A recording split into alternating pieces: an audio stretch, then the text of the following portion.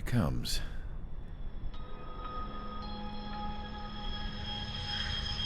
Hey guys, welcome back. Today's video is different than the usual. It's not about aircraft analysis or gameplay. Today I'll be telling the story of Spare 11, Tabloid, what he did to get in jail, his role in Spare Squadron, and what happened to him after Tyler's Island. Let's get into it. Before we start, don't forget to like and subscribe.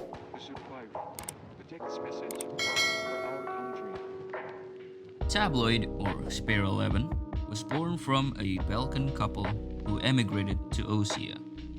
He had attitudes of anarchism, believing that citizens are just pawns of their governments. One day, he threw a rock at an Ossian government office. He was arrested, tried, and convicted, then sent to the penal unit Spare Squadron.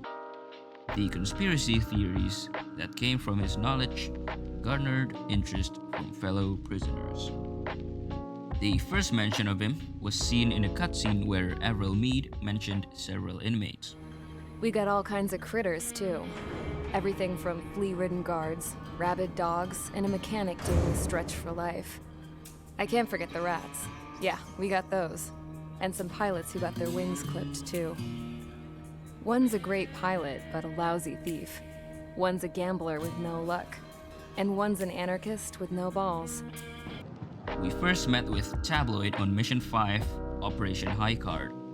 The objective was to defend 444th Air Base from invading Erusian bombers and escorts. He disliked Count for his inability to count properly. Keep an eye on your head count. You can compare later. Yeah, I'm betting that report will get dressed up real pretty. Tabloid admires Trigger for his combat skills, despite being a new recruit. Wow, look at Trigger go. Lucky shot.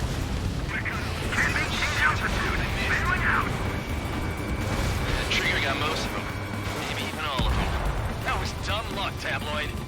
On Mission 6, Operation One Pair, Spare Squadron was sent to cripple enemy bases in Roja.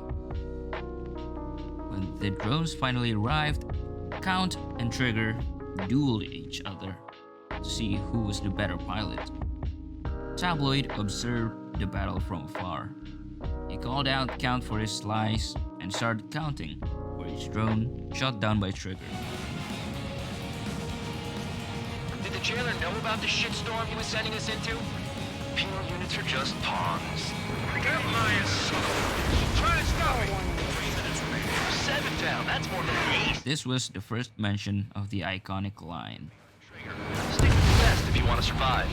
If anyone wants to die, let him. Poor decision on your part. I've still got time. Count? Man, you're useless. Everyone knows you ate your numbers. Spare 15 is cleaning up. 10 crafts down.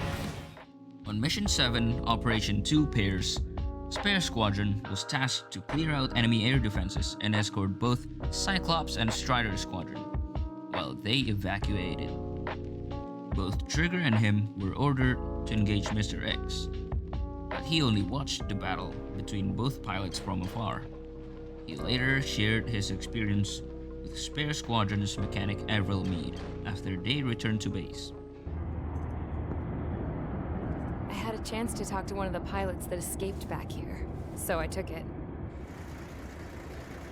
Apparently, 2 of our planes took the enemy on alone. They covered the Allies so they could retreat.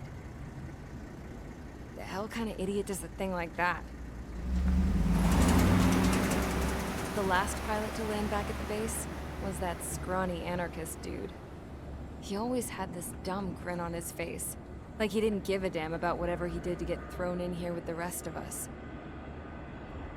Was he the one who went gung-ho? I bought him a drink later. After the usual small talk, I turned the topic around to the mission. For an anarchist, he struck me as a bit weird. Nothing like what I expected. He talked a mile a minute and kept going on and on about library books. Not encyclopedias, those cheesy adventure novels you read in high school. Nothing against those. I like a good story myself once in a while. But I wasn't here to talk books. I remember that day well. Amidst the swirling clouds, a fighter squadron was trying to help its allies reach safety. He's pretty foolish, isn't he? I thought so too. Suddenly, a highly skilled enemy fighter squadron appeared and began picking them off at the edges. One by one, they fell right out of the sky. Although, I guess there was nobody around that was even more foolish to go to their aid then. So you simply watch things unfold from a distance. Yeah. I mean, who would have ever thought that I'd just go and follow him straight into the enemy squadron like that? After what felt like decades, I finally got to the info I was looking for. He wasn't the guy. He said he was just following his wingman's lead and managed not to die somehow. The hero on this mission was the new guy. The one that killed Harling. How did you feel? I'm still kind of shaken up, actually. But you know, I do feel a certain sense of pride, too. He really is foolish, isn't he? Yep, he sure is. On Mission 8, Operation 3 of a Kind, they were tasked to attack an oil depot at Artiglio Port. In this mission, we got a lot of backstory on how he got into prison. I belong in the penal unit. Trigger, you belong here even more than I do. It's all about where you're from. Hey, Trigger, why do you think this stupid war keeps dragging on? Here he goes. It's all because countries exist.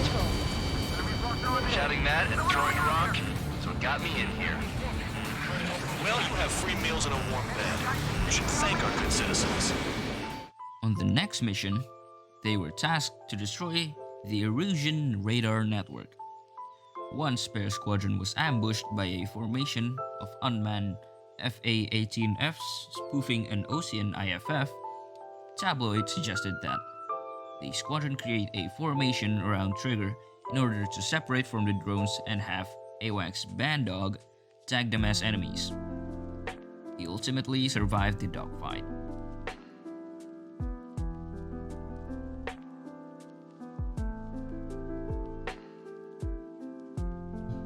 Since Colonel McKenzie was transferred to the front lines, he had no use of spare squadron, so they were moved to Tyler's Island. We won't see spare squadron for a while until Mission 17, where we heard radio communications from the ground. It was Avril and Tabloid. They were stuck on the island surrounded by Erusian forces. Strider and Cyclops Squadron responded to their call by destroying incoming bombers and enemies that surrounded them. If they're hostile. Understood.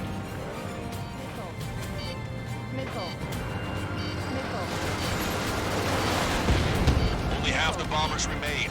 We can't let even one get away.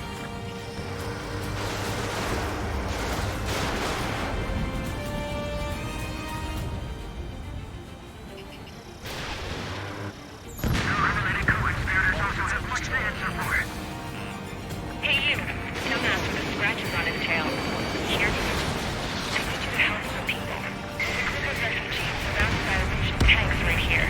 Needless to say, their future's not looking too bright. This is a secure military line. Who is this? Me? Call me the Squad Queen.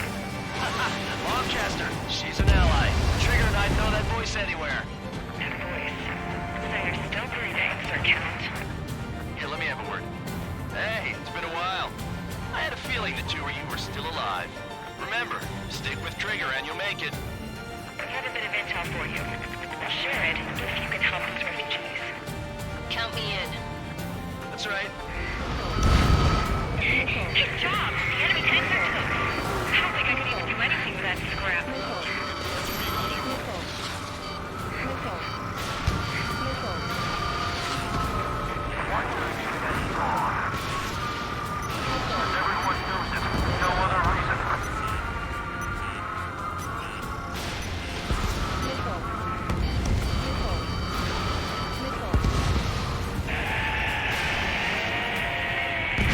That took care of them.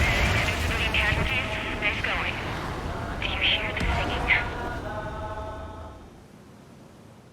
We found a boat, then sailed away from the island. We had to. We didn't belong there. The new guy's name was George. I noticed when the Anarchist said his name, he said it with a thick Belkan accent. How did you know that he was from Belka? Well, both my parents were from Belka, so... You never told me that. They say that Belkans are known for their conspiracies. That's just a stereotype. Now, I simply stated my honest opinion and was thrown in jail for it.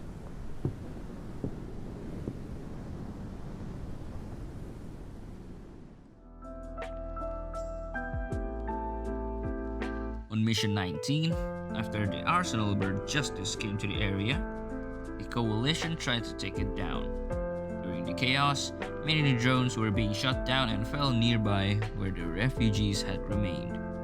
Tabloid sacrifices himself to save a little girl from being crushed by falling rubble, sharing his fate with some other refugees. Tabloid! Get back here! I can't leave that girl to die. Fine. Dare, but be quick about it. Is everything okay? The drones are acting odd. Run! Careful! Is everything okay? Good. Some people were crushed. But the kid Tabloid went after is safe. He ran that distance with a girl in his hands. Good. What about Tabloid? Is he safe? George and the girl were saved.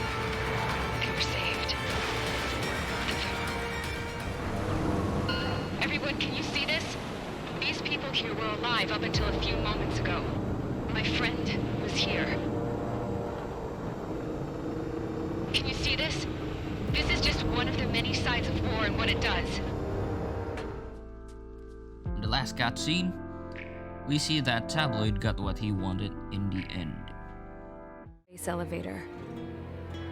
A humanitarian mission from Yuktovania airdropped some supplies for them again today. Thanks to the princess, the whole world was pitching in to help these people.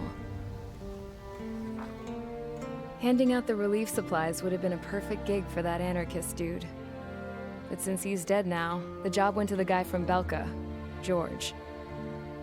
I guess Tabloid got that new system he wanted in the end.